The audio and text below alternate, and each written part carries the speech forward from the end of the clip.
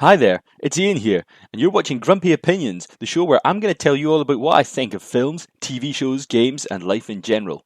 Let's get on with the show. Outlander is a show on the telly about how awful 18th century life is and how naff it can be, but how time travel and hunky Scotsmen can actually make it kinda tolerable. Episode 3, Free Will, kicks off Out of Focus, and that myopia remains throughout the show in various ways. And Claire's been playing with her bad bread, and Parsley's being an eager student, and things are progressing abominably. But in a good way, or not, as the case may be. Damn. But luckily, Jim's back from his sojourns, and he stops for a quick pray beside bed and manages to wake his missus up in the process. Still, she's kinda glad to see him, but she's a little less glad at the news he has about having to raise a militia. Because, she doesn't remember the regular uprising, so she reckons there might be some hope that this all might amount to very little, and nothing major, and nobody might get hurt. Are you sure about that? So the next day, Jamie starts prepping for the big recruitment drive, and he gets Fungus to help him. So Frenchy Mushroom Boy grabs a bit of paper off Claire's desk to write on, which has writing on it, and I'm sure none of that will be important later on down the line. And later on, they're ready to set off, and Claire makes sure that Parsley knows the script for being doctor on call while she's away, and she says bye to Bree, and Bree says bye to Roger, and then everyone's off into the woods. And generally things seem all fine. There's a bit of fireside chat, and even Roger isn't being a total stick in the mud and having fun with the boys. But they're woken up early doors when somebody cries, "Thief!" and Josiah gets caught in his underwear running through the camp. Only, that's not Josiah, because Jamie's got Josiah and he's still got his clothes on. So what can it mean? Well, turns out Josiah has a twin, and he's got deaf ears. And he was only stealing because he was starving, and he's only half naked because kittens. No, really, because kittens. And it turns out the pair ran away from their indentured servitude of 30 years because turns out their master, Mr. Beardsley, was right nasty to both of them. So Jamie's like, fine, I'll go round his house and I'll buy you both off him, because clearly Jamie carries that much cash on him when he's off to war. So him and Claire ride off there alone, just because, and they leave Roger and the rest of the troops to the militia to recruitment drive, which by all accounts turns out Roger's pretty good at. But when Claire and Jamie get to the cabin in the woods,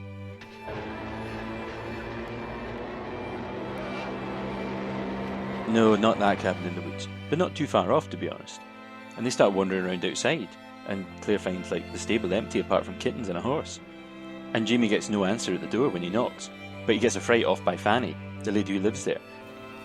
We can't call her Fanny. And she's like, hubby's dead, go away. And he's like, I want to buy these couple of boys. And she's like, well, whatever gets you there, you have fun, take them. So he gets Claire to explain everything and that it's not like that. And they go inside so she can write up a receipt or something. And then they go inside, the place is absolutely manky and it's full of goats and it pongs, and the dear wifey can't find the receipts and wants them to go away, and they start to get a bit suspicious, especially when a banging comes from a cupboard, but turns out that's only a billy goat, and billy goats are never a good sign. Shout out to my boy Black Phillip, woo, respect. Anyway, Jamie feels a wee bit bad about letting this rutty boy goat out amongst all the girl goats, so he chases him outside, and then Claire notices a strange dripping from above. So because she's Claire, she marches straight upstairs, bold as brass, and she finds a dead guy. But he isn't dead. It seems he's actually had a stroke in the attic, and Mrs. B just left him there but kept feeding him. And after a bit closer inspection downstairs, it turns out she's actually been torturing him by burning his feet and cutting him up and stuff. And Claire's kind of unhappy about this because he's clearly suffering and he's got maggoty sores all over him and needs to have his foot off. But he's also very much aware of what's going on around him. So Claire and Jamie have a pow about what they're going to do about the guy and how things need to be done quickly. But the fact is he'll likely never actually recover properly from this. And then his wife starts strangling him with a rope, and it turns out she's crazy strong, and probably crazy as well. And she can smack Jamie right around the room, until he finally has enough, and he throws her at the wall so hard she spontaneously conceives and fires out a baby. That guy. Anyway, actually, it turns out the baby was there all along, and it's not actually even her husband's, because it's clearly mixed race. So Claire has a bit of a word with her, and turns out Fanny says that she was beaten by her husband, and she reckons that he murdered his last 3 wives, since she's seen their ghosts outside, because she isn't crazy. And he was chasing her upstairs when he had the stroke, so that's why she left him and then started torturing him so that he'd suffer and die really slowly. Which seems nice. And Claire and Jim are like, well, this is a pickle, what do we do? And they can't quite figure it out, so they have a quick snooze, and when they wake up, Fanny's gone, and left the baby behind. She'll be joining a long line of Fannies. Aye. And also the receipts for the 2 boys.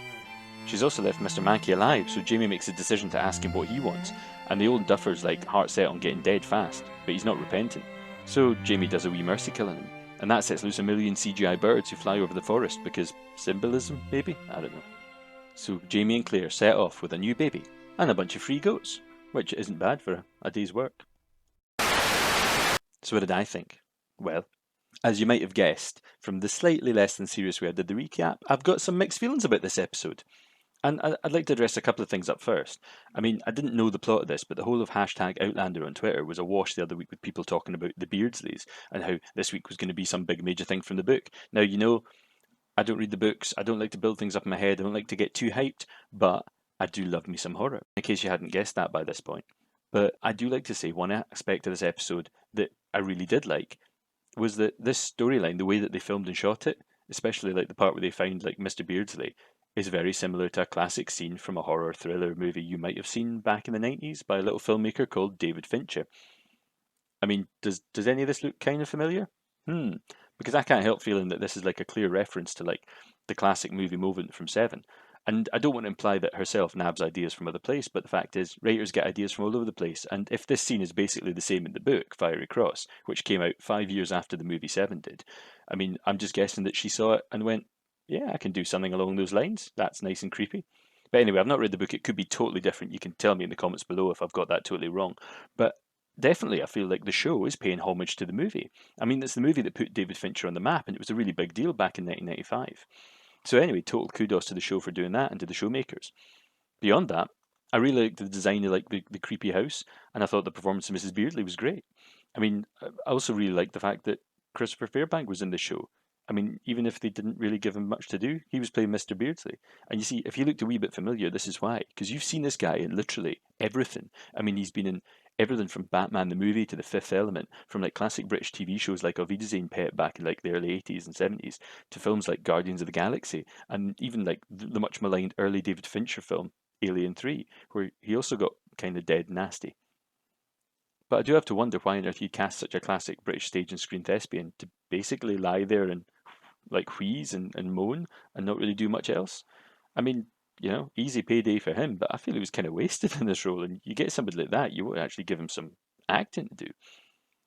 But it was also really lovely to get some parsley and fungus time, and even a little like wee bit of baby Eurotrash. I mean, he showed up. And like, this is definitely an episode of nice little moments. Son and Matt Roberts said on the podcast for the first episode of the season, and he said it would be more common this season. There'd be more of these sorts of things. And I think that's a good thing. Nice moments, character moments, like Jamie and Claire having their hearts to hearts, or the bit at the end of the episode where he basically makes a promise that if he ever gets like old and debilitated, she's going to put him out of his misery. Which, I mean, I don't know, maybe I'm wrong, but that could be a setup for the very end of the show, or like the very end of like the books. I mean, obviously that hasn't been written yet because the books are still in the middle of the story, but who knows? Maybe that's a setup for later on. Maybe that's what's going to happen. Probably not. Anyway, also the campfire scene was a lot of fun. It showed the folks just getting on, you know, and even Roger trying to be one of the boys, even if he can't actually make people laugh with as good a joke as Jamie or Claire. And I quite like the fact that, like, Josiah and his twin, you know, the way that they did that with a bit of digital doubling. I mean, I reckon this was like what they call a frame mask, where basically you just shoot the actor and then you shoot the actor again in a different costume sitting slightly further over. And you literally just split the frame down the middle and use the two different shots. I mean, I could be wrong, but it looks like that's the kind of shot where they did that, rather than actually going full of CGI in somebody else's face over a different actor. But anyway, I appreciate the effort. And, you know, presumably they're going to have to do more stuff like that further on the season. I mean, they're doing some really interesting stuff with like CGI this year. I mean, doing all this and doing all the stuff with the digital de-aging like they did earlier on. And it turned out, yeah, again, as Matt Roberts said in the podcast, that was digital de-aging that they did on Duncan Lacroix. But that said, first off, I feel attacked. They're everywhere. They're watching. They're sneaking up. They're sneaking at shots. They're hiding people's faces. They're making it bad. They're making everything wedding. The damn trees. If only Roger Mack was here to cut them all down. He's the man. He could turn them into Wooden pallets! Excuse me, do you sell wooden pallets? No. It's always sell. Okay, yes, this is a joke. I just really want to include this clip of Robert Rankin in this old comedy sketch. I saw it the other day, and I've seen it many times, but I just never actually realised that was him. But anyway, Wooden Pallets, it's funny. Check it out. But honestly, there were actually some problems this week. Some small, and some big.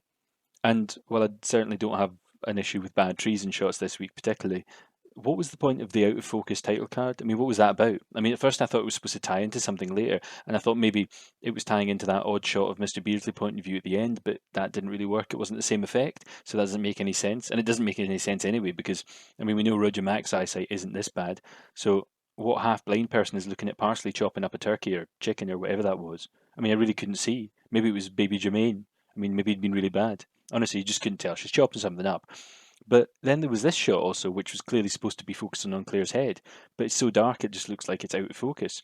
And there were some really weird bad sky replacement shots, like, you know, where they've actually like painted in the sky differently and made it kind of look like something out of the film Vanilla Sky, where it's supposed to look a little bit fake.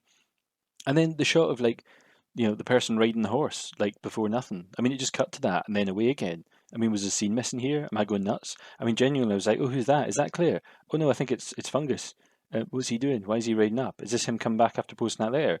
Is he going to say something? But not. And then it just cut straight into the whole thing of everybody leaving. It was pointless. I just felt there was something missing. And speaking of Fungus, like, he grabs a random piece of paper, like, off Claire's desk after seeing she's written on it. I mean, this is a guy who used to work for Jamie when he was a printer, so he knows better than this. We know he knows better than this. And also, what was the weird up with the weird way that Claire was saying penicillin? And I've left you some drawings of penicillium mold. Penicillin? Penicillium mold. Penicillin. Penicillium mold. I mean, okay, it's a minor quibble, but why leave that? Why not ADR that line? Why not do something? It just sounds weird. And also, there was a bunch of messy story choices. I mean, like the bit with Josiah, because wasn't he supposed to be hunting at the ridge? Now, they must be way, way away from the ridge. They wouldn't stop this close to the ridge that he could just wander up. Or was he supposed to have come along? And if he did, like, I didn't see him when they were mustering all the troops and everything like that.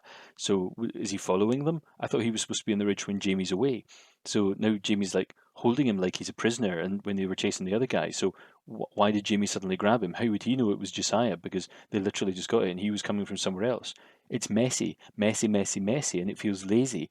And also, this guy, just in the background, I thought that was Brian from The Regulators. Honestly, I think it's just an unfortunate extra who happens to look a little bit like the actor who played him. I mean, funny story, exactly the same thing happened in Pearl Harbor. It's quite famous that everybody thought this was Bruce Willis in the background, where it's just an extra. Anyway, that crossed my mind when I was watching it. But the big thing is something I had serious problems with.